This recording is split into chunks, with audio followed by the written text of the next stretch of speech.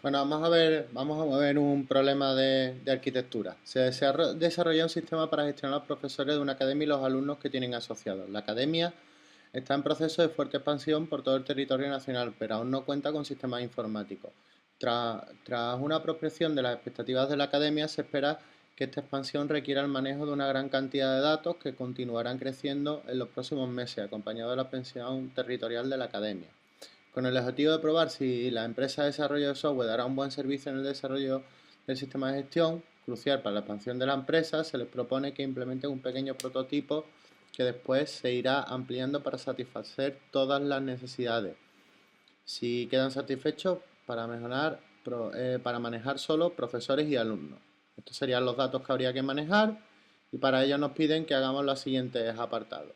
¿Vale? El primero de ellos, proponga un diagrama de diseño usando patrones arquitectónicos y teniendo en cuenta que va a disponer de dos fuentes de datos distintas, base de datos y ficheros de texto, y que el código del resto de la aplicación debe ser totalmente independiente de las fuentes de datos concretas. Bien, aquí tendríamos que manejar patrones arquitectónicos para manejar fuentes de datos. El único patrón que hemos visto a nivel arquitectónico para manejar fuentes de datos es el patrón DAO. ¿Vale?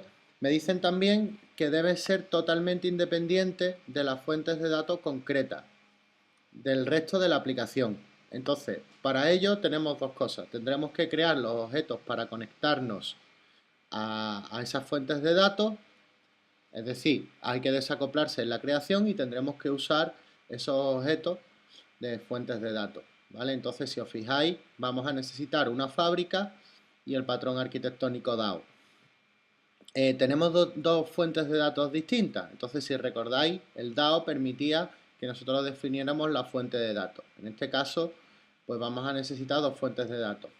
La base de datos y los ficheros. Entonces, si os fijáis, pues se crea una fábrica para crear el DAO de alumno y el DAO de profesor, ¿vale?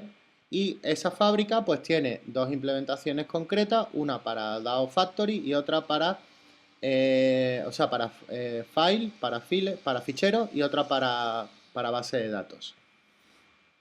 ¿Vale? Fijaros que es una fábrica abstracta. Cada una de ellas pues va a crear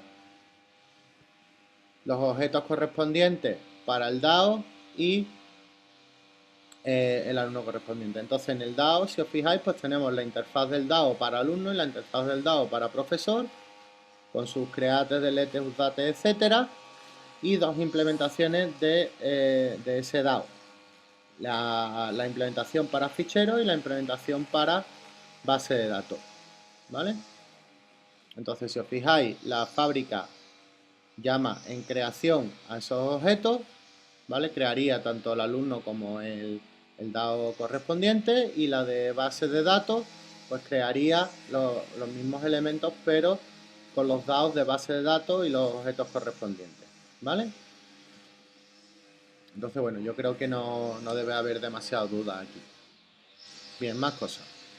Me dice, escriba el código necesario para crear un alumno para un profesor. Debe comprobar que el profesor existe y almacenar este en la base de datos. Bueno, pues esto simplemente es ver si sabéis utilizar el patrón fábrica, y bueno, pues simplemente hago el create pasándole el parámetro correspondiente para seleccionar cuál es la implementación de fábrica que voy a usar.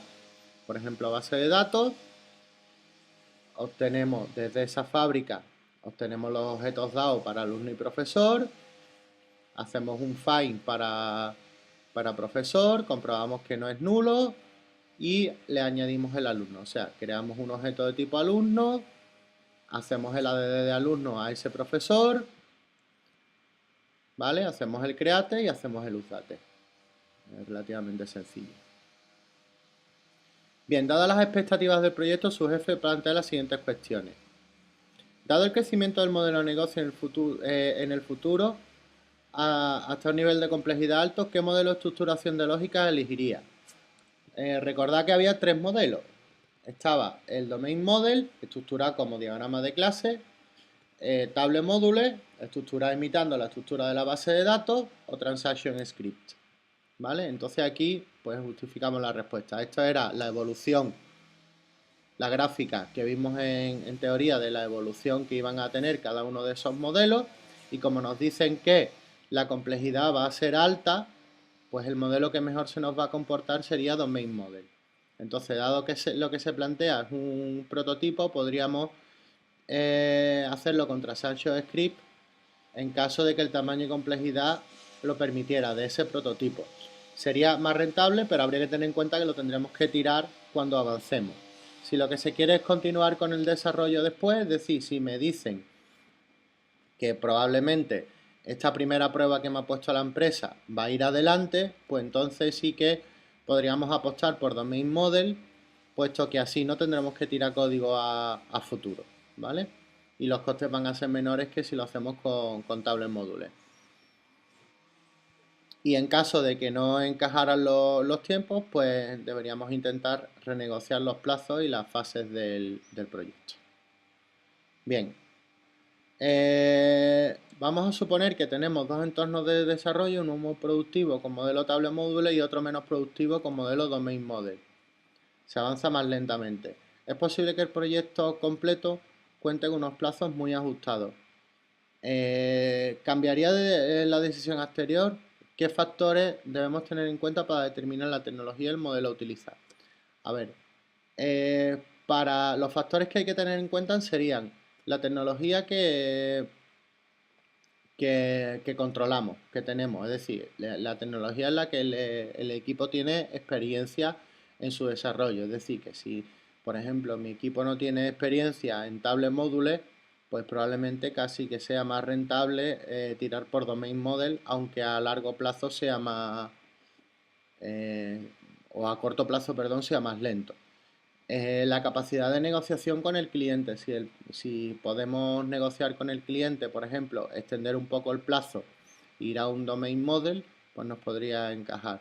Y la complejidad de la estructura de la lógica de negocio. Es decir, si la lógica de negocio es muy compleja, pues nos va a interesar tirar más por domain model. La decisión final, pues optaríamos por domain model, al igual que en el caso anterior, pues dado el tamaño del proyecto, parece que Table Module no va a ser suficiente, nos va a dar problemas a futuro.